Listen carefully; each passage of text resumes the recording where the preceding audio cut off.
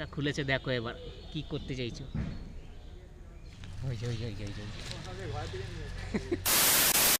একটা ছোট্ট ব্যাপার তোমাদের সাথে একটু আলোচনা করি।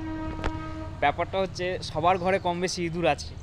যারা ইঁদুর ধরে মেরে দিচ্ছ তাদেরও একটা বাঁচার মানে ইঁদুরদেরও বাঁচার একখানা অধিকার আছে। তো ইঁদুরকে মেরো না, অন্য একখানা কোনো জায়গায় ছেড়ে দিয়ে আসো। মানে এরকমভাবেই চক্র চলতে থাকে যে এর ঘরের ইঁদুর ওর ঘরে যাবে, মানে ছেড়ে দিয়ে আসলে এর ঘরের ইঁদুর ওর ঘরে যাবে, এরকম করবে। তো আমার বন্ধু ওটাই করেছে যে ও ঘর থেকে ইঁদুর ধরে নিয়েছে, এইদিকে ছেড়ে দেবে বলে সিদ্ধান্ত নিয়েছে। দেখো খোকা কত। কালকেও ছেড়েছি দুটো ইঁদুর বড়। কালকে কটা ছেড়েছি? কালকে দুটো, এর থেকে বড় দুটো ইঁদুর। কালকে মানে একসাথেই পড়েছিল? একসঙ্গে ঢুকেছিল, একসাথেই পড়েছিল। বড় জাল তো ঢুকেছে, দুটো খাবার দিয়েছিলাম খেয়ে নিয়েছে। তো দেখো এখন বাঁচার জন্য অনেক ইয়ে করছে। যাই হোক, এদেরকে মারার দরকার নেই, ছেড়ে দেওয়াটাই ছেড়ে দেওয়া দরকার।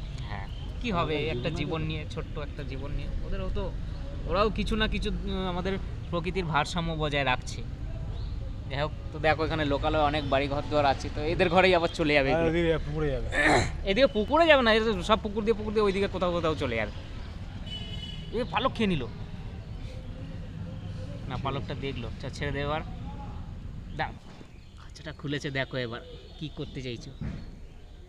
বন্ধু চ